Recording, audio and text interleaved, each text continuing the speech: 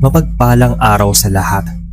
Ako si Lyra, lumaki sa San Joaquin, Iloilo at ngayon ay nagtatrabaho dito sa QC. Madalas kong marinig yung mga katrabaho ko na pinapakinggan nila yung channel ninyo. Kaya tinanong ko kung pwede bang magpadala ng true story. Meron kasi akong karanasan na gustong ibahagi. Nangyari ito sa bayan namin sa Iloilo. Nung high school ako, ay hilig talaga naming gumala ng mga kaibigan ko.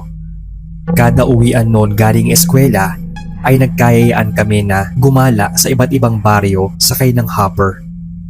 Mga 5 motor din ang nagpapaligsahan noon sa daan kapag gumagala kami. Tigi isang angkas, kaya marami kami talagang gumagala. Minsan 8, minsan 10. Tapos ginagabi na kami noon dahil tumatambay pa kami sa kaklase naming taga roon. O di kaya kapag may nadadaanan kaming dagat. Isang gabing gumala kami ay birthday ng kaibigan naming tawagin na lang nating Christian. Hindi daw siya nagpahanda kaya ititreat na lang daw niya kami ng hapunan sa madadaanan naming kainan. At dahil sa baryo kami gumagala noon ay bihira lang ang may madaanan kaming kainan. Yung mga batchoyan at lumihan ay sarado na ng 7:00 pa lang. Sabi namin ay kahit ano, burger o kaya street food. Pero sabi niya ay nagugutom siya at kanin daw ang gusto. So naghanap kami noon hanggang sa may makita pa kaming bukas na karinderya. May ihawan pa sa harap. Noon lang namin yun nakita kahit ilang beses na kaming gumagala noon. Mag-iisang linggo pa lang silang bukas. Hindi nga yun masasabing karinderya talaga dahil parang bahay na yun na nilagyan na lang ng lagayan ng mga ulam at lamesa. Sabi namin ay carry na yon dahil mukhang masasarap naman yung mga luto. Saka may nanlibre din noon ng inihaw. Nag-ambaga na lang kami sa litrong soft drinks. Yari lang yon sa kawayan kaya medyo presko din. Ang napansin ko lang doon, Sir Bob, ay yung mga kagamitan nila katulad ng kutsara at tinidor na parang hindi nakaranas ng sterilized. Pati nga yung mga plato ay parang gamit na. Parang kumakain ka talaga sa literal na bahay. Hindi mo mararamdaman na karinderya ang kinakainan mo. Pero syempre, carry nga lang dahil gutom na. 3 putahe ng karne yung in-order namin plus yung barbecue. 7 lang kami noon na nakagala, kaya kasya na sa amin ang in-order naming mga ulam. May isa naman kaming kaibigan na picky eater kaya hindi ito kumain ng kanin at ulam sa istante. Yung barbecue lang talaga yung kinain niya. Napansin kong kakaiba yung karne nila dahil sobrang lambot nun. Parang isang araw na nilaga sa sobrang lambot. Naghihimulmul na nga yung mga laman nun at natatanggal na sa buto yung in-order naming sinigang. Malinamnam pati yun at natutunaw na lang sa dila. Inalok pa ulit namin yung kaibigan naming mapili pero pass talaga siya. Bumulong pa siya na parang NFA daw yung rice. May napansin din daw siya. Medyo may amoy daw kasi yon. Dahil sa lambot ng karne ay nilantakan talaga namin yung ulam hanggang sa masimot yon. Nang maapagpahinga saglit ay nagkayaan na kaming umuwi. Mag-aalas 9 na ng gabi yon. Siguro mga 15 minutes ang lumipas nang bigla kaming makaramdam ng pananakit ng tiyan. 6 kami noon maliban sa kaibigan naming hindi kumain at barbecue lang yung nilantakan. Yung isa naming kasama ay suka ng suka. Yung isa naman ay namimilipit na sa sakit ng tiyan. Ako, pakiramdam ko noon ay parang pinaglalaroan yung loob ng bituka ko. Natataing nasusuka ang pakiramdam. Sobrang hapdi talaga na parang mawawala na ako sa ulirat. Nataranta na rin yung kaibigan naming yon kahit hindi sumakit yung tiyan niya. Di niya alam kung sino yung uunahin sa aming tulungan nun. Sinabi naming humingi siya ng tulong pero taranta na siya at palipat-lipat sa amin. Maya-maya nun ay may dumaang tricycle. Doon na kami nang hingi ng tulong. Nagtawag ito ng rescue. Nakakahiyaman na dahil sa katakawan namin ay naospital kaming 6. Kinuwento naman ni Joanne sa mga magulang namin kung saan kami kumain. Siya yung picky eater. Noong mga panahon na yon ay hiniling ko na lang na sana naging picky eater din ako tulad niya. Hindi ko na kasi gustong maramdaman pa ulit yung ganong klaseng pananakit ng tiyan. Parang mapupugtuan talaga ako ng hininga nun. Meron pa nga sa amin noon na grumabi yung kondisyon niya dahil meron pala siyang sakit sa tiyan.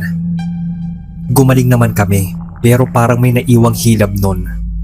At tuwing gabi ay parang inaatake ako ng gutom pero sumasakit naman yung tiyan ko pag kinakain ko. Pinuntahan ni Mama yung kinainan namin pero wala na raw nakatira doon. Palipat-lipat daw ang mag-anak na nagtitinda doon. Di daw nila alam kung bakit. Dahil hindi pa nun lubusang nawawala yung sakit at paghilab ng tiyan ko ay pinatingnan ako ni Mama sa manggagamot. Nakakatawang nakakapangilabot na magkita-kita kami ng mga kaibigan ko doon. Kung ano ang nararamdaman ko ay ganoon din daw sila. Yung isa nga naming kaibigan, mas grumabe kaya inoperahan yung tiyan niya. Nagulat kami nang sabihin ng nanay niya na nabubulok na daw yung bituka nito. Iyak daw ito ng iyak dahil huli na ng maagapan. Kung hindi pa daw kami na food poison ay hindi pa niya malalaman na may karamdaman na ito sa tiyan. Balik po tayo sa pagpapagamot namin. Hindi raw simpleng food poisoning ang nangyari. Sinadya daw ito at may balak talagang hawaan at lasunin kami ng mga tao sa karinderya doon. Hindi nga raw siguro karne ng baboy o baka ang nakain namin. Ayaw na niyang sabihin nun pero may ideya na kami. At kapag naiisip ko ay nasusuka pa rin ako. May pinainom siya sa amin nun. At nang malasahan ay nag-uunahan na kaming sumuka. Parang lumot yung sinuka namin. Tanda na lason daw yun at kapag itim naman ay balak daw kaming hawaan ng pagkaaswang. Buti at dark green lang. Kundi ngayon ay karne na ng tao ang hinahanap-hanap ko. Simula nung mailuwa namin yon ay gumaan na yung feeling namin. Yung kaibigan lang naming naoperahan ang napuruhan talaga at hindi nakaligtas. Though matagal na to nangyari, 15 years ago na rin, ay masakit pa rin sa amin ang mawala ng kaibigan. Hindi na muling bumalik ang mag-anak na nanlason sa amin. Pero balita namin, after 2 years nun ay nahuli sila. Food poisoning din daw ang kaso. Sa dami ba naman ng nabiktima nila siguro, ay tama lang na makulong sila habang buhay.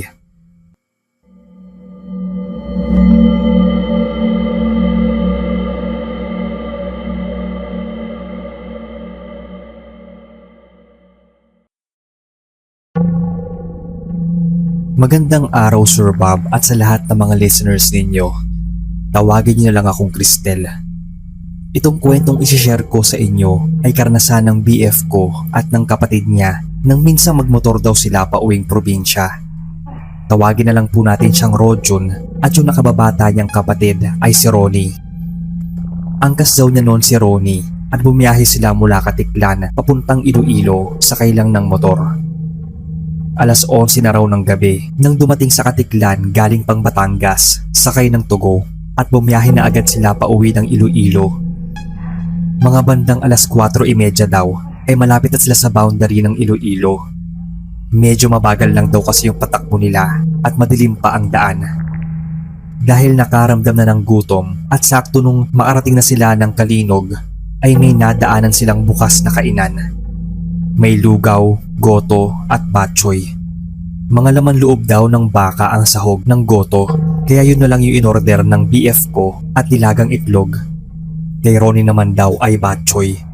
Atay at laman din daw ng baboy ang sahog nun. Sabi ni Rodjun ay sobrang tabang daw ng lugaw kaya naghingi sila ng patis pero wala daw kaya asin na lang yung hiningi niya. Napansin daw ni June na nagkatinginan yung matandang babae at lalaki. Sa hula nila ay mag-asawa yon at sila yung nagbabantay sa kainan. Maya-maya ay pumasok daw yung babae sa kusina. Ang akala nila ay may dala itong asin dahil pati daw pala yung batchoy ay matabang. Pero isang lalagyan ng toyo at sili lang yung dinala nila. Isa pa raw yung napansin nila. Parang hindi raw ginisa yung mga sahog. As in, ang labdaw daw ng sabaw ng batchoy. Yung goto ay dahon ng sibuyas at paminta lang daw ang meron. Ito namang daw si Ronnie ay biglang nanghingi ng kalamansi. Hilig kasi niya yung sili at kalamansi pagsamahin. Masarap din talaga yun sa batchoy. Pero wala din daw silang kalamansi. Nakita pa raw ni Ronnie na parang nanlilisik yung mga mata ng matandang babae. Parang bigla daw silang nawala ng gana nun. Ayaw kasi ni Rojo ng toyo na pampaalat. Ito namang si Ronnie, ayaw din daw niya ng toyo sa batchoy. Natawa pa nga ako nun nang sabihin nilang tinake out na lang nila yung order. Iinitin na lang daw nila yon at titimplahan dahil kulang-kulang daw ang ingredients dun sa napag-orderan nilang karinderya.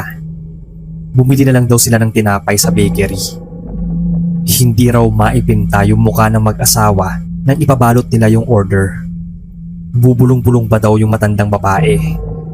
Bigla naman daw napasinghal yung lalaki at umalis. Nagparinig pa raw ang mga yon na ang aarte nila. May toyo naman daw, bakit naghahanap pa ng asin? Binigyan na nga raw ng sili, naghahanap pa ng kalamansi. Hindi na lang daw nila pinatulan dahil sobrang aga pa. Ayaw nilang makasira ng araw at mukhang kakabukas lang daw ng mag-asawa. Pagdating daw nila sa bahay noon ay agad nilang ininit yung batchoy. Binigaan daw ni Ronnie ng kalamansi yon.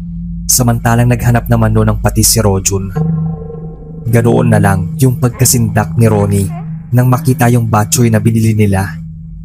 Bumula daw yon ng patakan niya ng kalamansi at naging purong itim yung sabaw. Yung mga sahog daw na karne ay sobrang baho at inuud pa. Masuka-suka daw noon ang magkapatid nang maalala nilang tinikman nila yon doon sa pwesto ng mag-asawa. Pinatakan din daw ni Rojun ng kalamansi yung dala niyang lugaw. Pagkatapos nilagyan ng asin. Bigla daw umalingasaw yung amoy ng mga sahog. Amoy bulok na raw yon at sobrang nakakasukang kainin. Kahit sa alaga nilang hayop ay hindi nila maigawang ipakain yon. Niligay daw nila yon sa plastic at binaon sa lupa.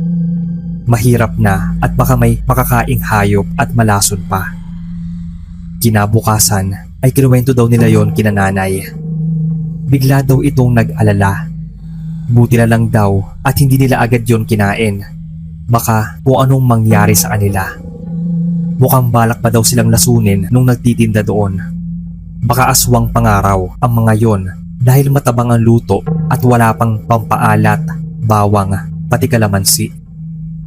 Minsan daw noon ay binalak talaga ng magkapatid na bumalik sa lugar na yon ng madaling araw. Pero pagdating nila, sarado na yon.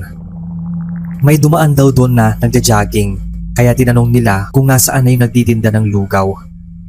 Nagulat daw sila sa sagot nito. Matagal na raw na hindi nagtitinda yung mag-asawa. Bali-balita daw kasi na may sumakit ang tiyan na ilang customers at nireklamo sila. Nagtataka daw sila noon dahil wala pang isang linggo buhat nang dumaan sila doon. Tapos mababalitaan nilang matagal na palang nagsara yung karinderya na yon. Pasalamat na lang daw talaga sila na hindi nila nakain yung binili. Pero natikman naman ng konti. Kaya daw pala ang mura dahil mapapamura ka. Hanggang dito na lang po ang kwento ng BF at kapatid niya.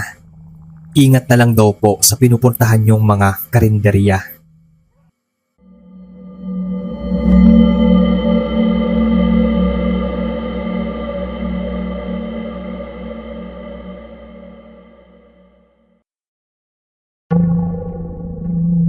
Hello po boss, tawagin niyo na lang akong friends. Itong kwento ay tungkol sa karanasan ng tiyahin kong naging tindera sa isang karinderya. Tawagin na lang natin siyang Auntie Bebe. Dalaga pa daw siya noon nang dalhin siya ng tiyahin niya sa isang bayan sa Mindanao. Ito raw yung nagpapaaral sa kanya. Pero dahil mahirap din talaga ang buhay nila sa probinsya, ay kinailangan din niyang maghanap ng trabaho para may maipadala sa mga magulang niya. Sakto raw at may hiring ng tindera sa isang karinderya malapit sa bahay ng tiyahin niya. Hindi na siya nahirapang maghanap noon at agad din siyang natanggap. Ang trabaho lang niya noon ay ang magbigay ng order. Meron din daw siyang kasamahan na nagsaserve. Bihira lang daw talaga siya nung pumasok sa kusina kung saan niluluto ang mga ulam. Mag-asawang amo raw yung tagaluto. Tawagin na lang natin silang Aling Carmen at Mang Anton. Iilang beses lang daw niyang nakita yung kusinera nila dahil pinagbabawalan silang pumasok noon sa kusina. May maliit na bintana at doon dinadaan ang mga ino-order. Nakalak pa raw yung pinto papuntang kusina. Nagtataka pa raw siya noon kung bakit mahigpit na pinagbabawal ang pagpasok nila noon ng kasamahan niyang tindera at serbedora. Minsan daw ay napag-usapan nila ang tungkol doon.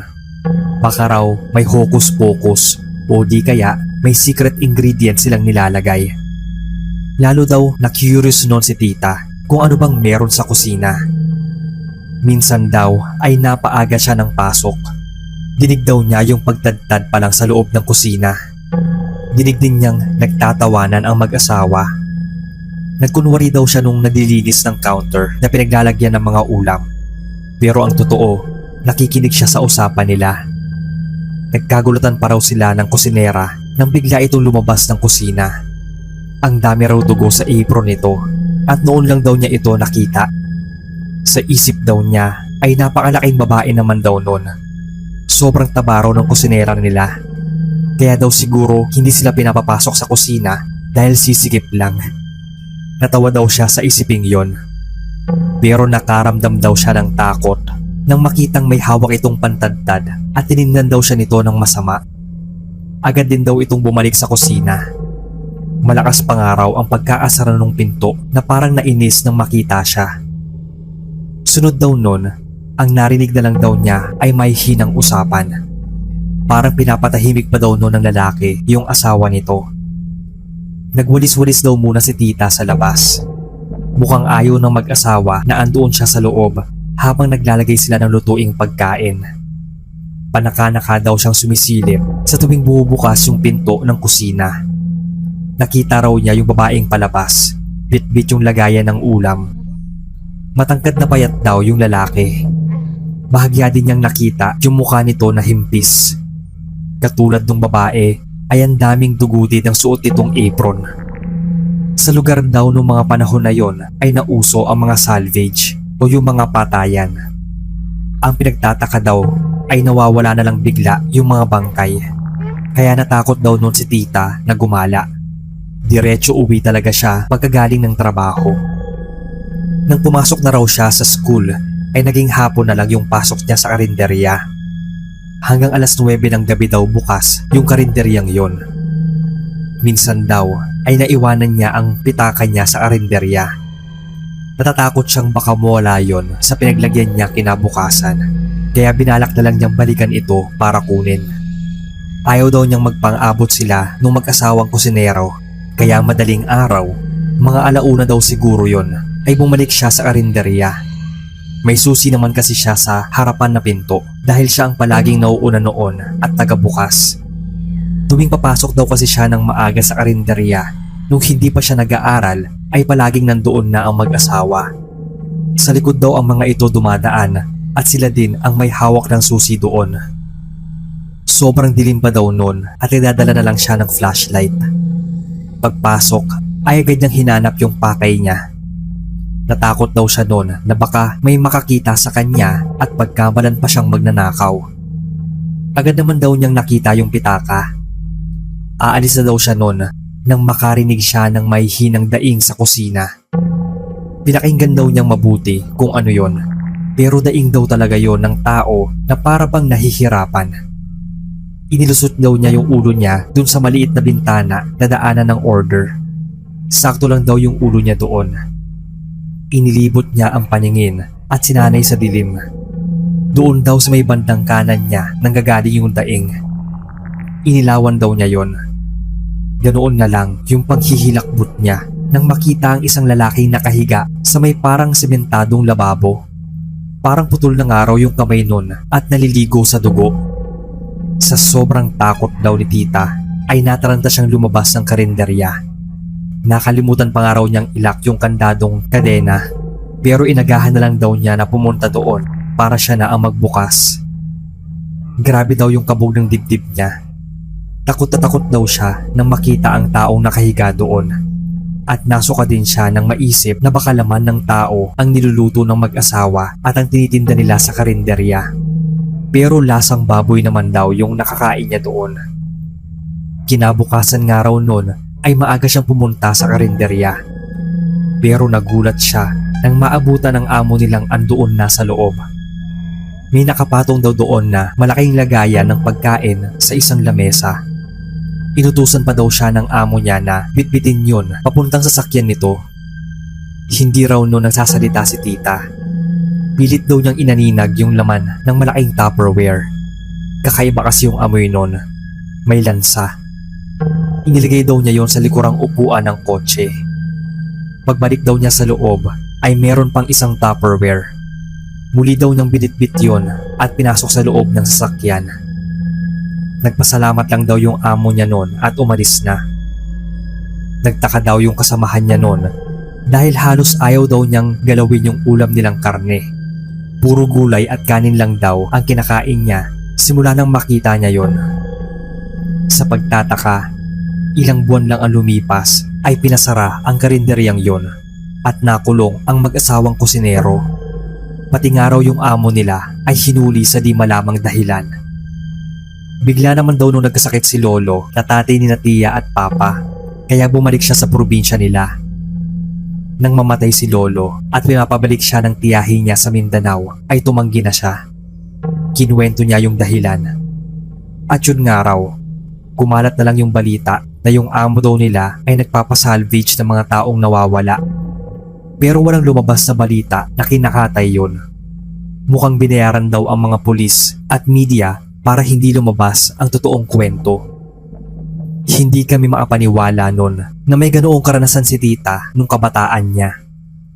Nangyari pala to mahigit 30 years ago na. Buti na lang daw at napatunayan naman na karne ng mga hayop talaga ang niluluto at tinitinda nila noon.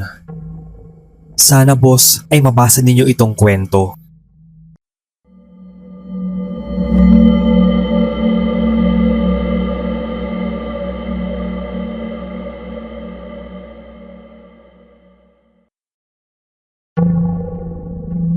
Hello po sir at sa lahat. Ako si Lorraine, taga Antipolo. May gusto lang po akong i-share sa inyo tungkol sa kababalaghang nasaksihan nang matrabaho ako sa isang karinderya dito malapit sa amin. Alas 4 pa lang ng umaga noon ay gising na ako para pumasok. Isa kasi ako sa nagpe-prepare ng mga pangsahog sa mga lutuing putahe. Dalawa pa lang kami noon ni Ate Norma. Siya ang cook namin at pinsan ng may-ari ng karinderya. Sarado pa noon sa harap at andun kaming dalawa sa kusina. Habang nagkukwentuhan noon, narinig namin ang parang pag-usog ng upuan doon sa labas sa may kainan. Yung tunog na parang hinihila yung upuan, kaya akala namin ay may tao na doon at hindi lang namin nakita. Nilabas ko yon pero wala namang tao. May isang upuan na doon na nakababa. Itinataob kasi yung mga upuan sa ibabaw ng mesa. Pero yung isang upuan ay nakababa na talaga. Binaliwala ko lang yon dahil baka nakaligtaan lang.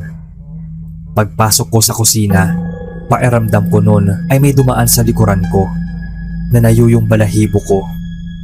Paglingon ko ay wala namang ibang tao. Tinanong pa ako ni Ate Norma kung sino raw yung naroon. Sinabi ko, wala pang tao. Tinanong niya ulit ako kung ano yung tumunog.